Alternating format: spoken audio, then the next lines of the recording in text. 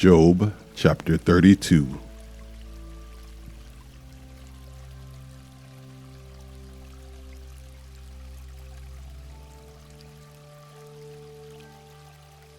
Elihu contradicts Job's friends.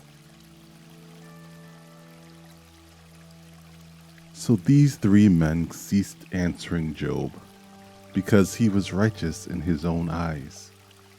Then the wrath of Elihu, the son of Barachel, the Buzite, of the family of Ram, was aroused against Job. His wrath was aroused because he justified himself rather than God. Also against his three friends, his wrath was aroused, because they found no answer, and yet had condemned Job. Now because they were years older than he, Elihu had waited to speak to Job.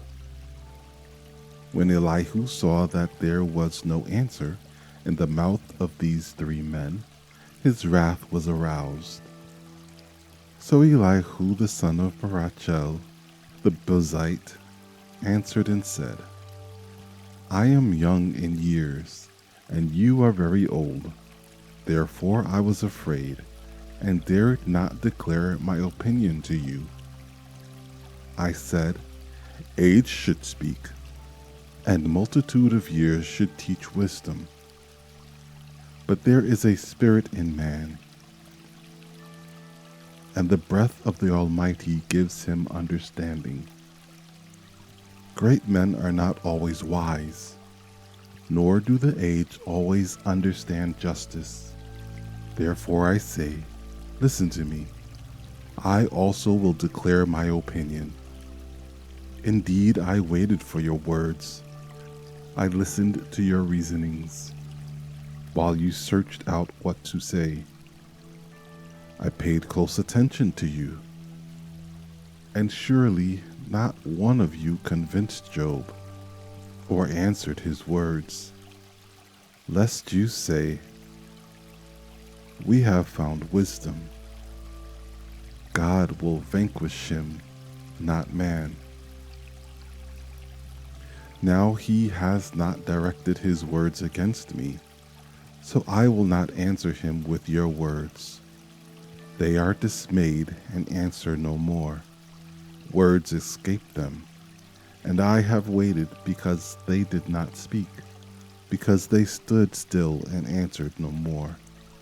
I also will answer my part. I too will declare my opinion. For I am full of words. The spirit within me compels me. Indeed, my belly is like wine that has no vent. It is ready to burst like new wineskins. I will speak that I may find relief.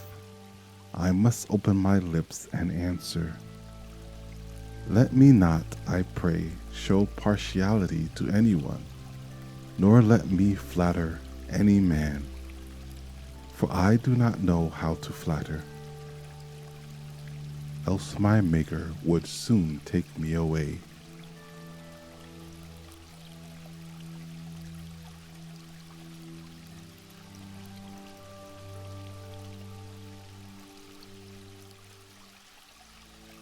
Job chapter 33.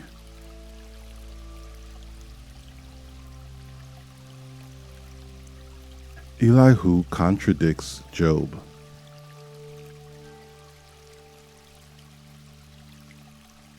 But please, Job, hear my speech, and listen to all my words. Now I open my mouth. My tongue speaks in my mouth. My words come from my upright heart. My lips utter pure knowledge. The Spirit of God has made me, and the breath of the Almighty gives me life. If you can answer me, set your words in order before me. Take your stand. Truly, I am as your spokesman before God. I also have been formed out of clay. Surely no fear of me will terrify you, nor will my hand be heavy on you. Surely you have spoken in my hearing, and I have heard the sound of your words, saying, I am pure, without transgression. I am innocent, and there is no iniquity in me. Yet he finds occasion against me.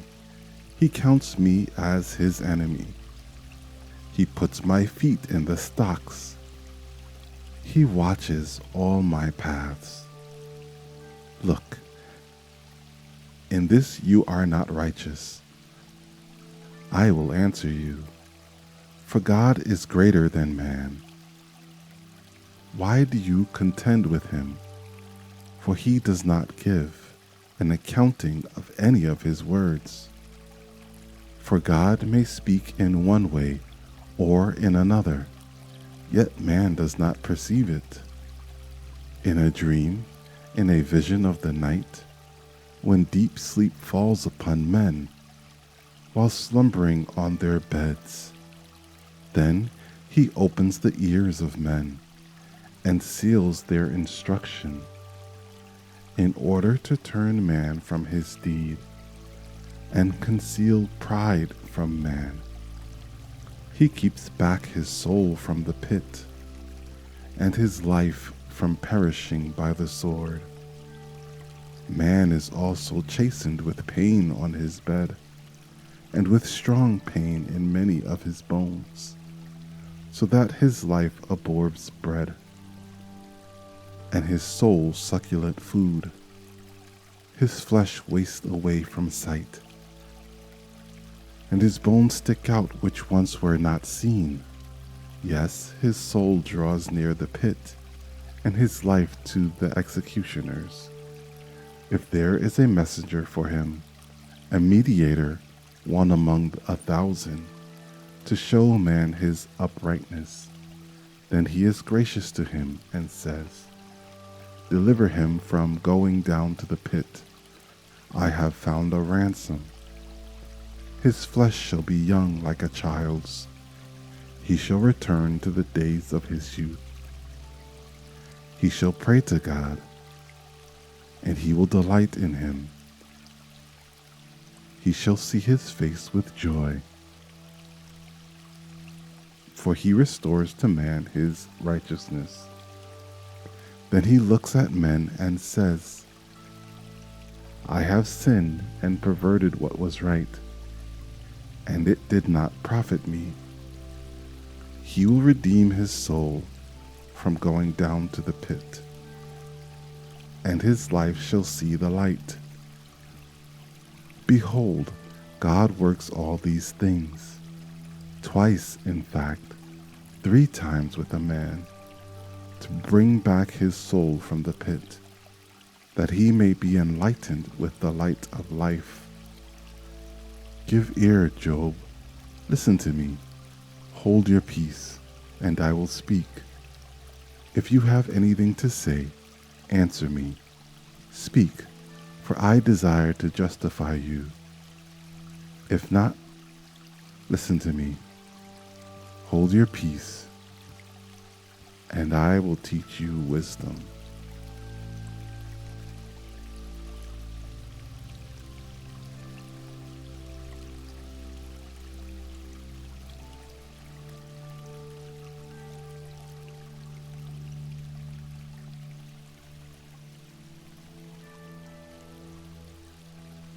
Job chapter 34.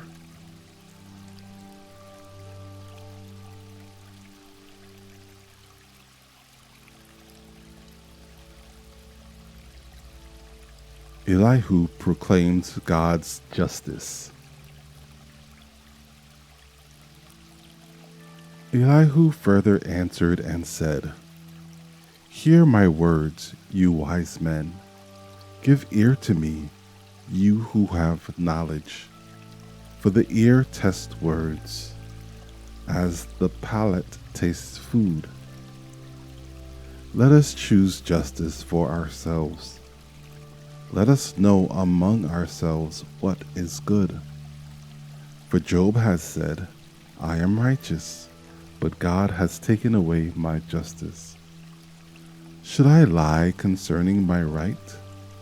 My wound is incurable, though I am without transgression. What man is like Job, who drinks scorn like water, who goes in company with the workers of iniquity, and walks with wicked men? For he has said, it profits a man nothing that he should delight in God. Therefore listen to me, you men of understanding. Far be it from God to do wickedness, and from the Almighty to commit iniquity.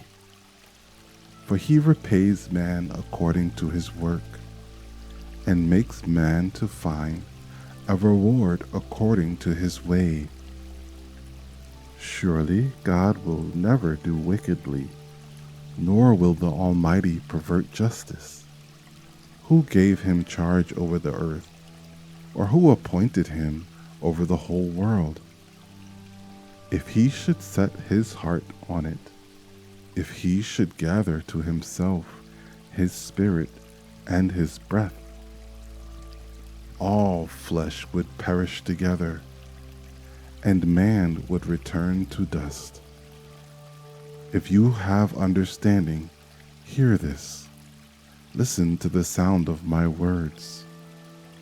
Should one who hates justice govern? Will you condemn him who is most just? Is it fitting to say to a king, you are worthless? And to nobles, you are wicked? Yet he is not partial to princes, nor does he regard the rich more than the poor, for they are all the work of his hands. In a moment they die. In the middle of the night, the people are shaken and pass away. The mighty are taken away without a hand.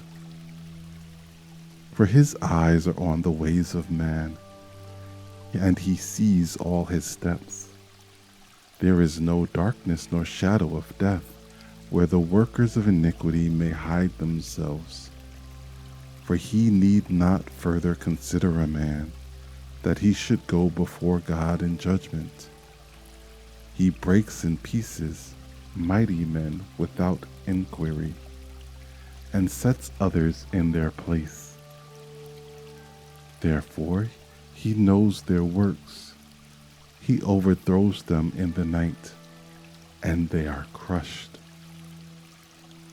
He strikes them as wicked men in the open sight of others, because they turned back from him and would not consider any of his ways, so that they caused the cry of the poor to come to him. For he hears the cry of the afflicted. When he gives quietness, who then can make trouble? And when he hides his face, who then can see him? Whether it is against a nation or a man alone, that the hypocrite should not reign, lest the people be ensnared. For has anyone said to God, I have borne chastening, I will offend no more? Teach me what I do not see. If I have done iniquity, I will do no more. Should he repay it according to your terms, just because you disavowed it? You must choose, and not I. Therefore speak what you know. Men of understanding, say to me, wise men who listen to me. Job speaks without knowledge. His words are without wisdom. Oh, that Job were tried to the utmost, because his answers are like those of wicked men. For he adds rebellion to his sin. He claps his hands among us and multiplies his words against God.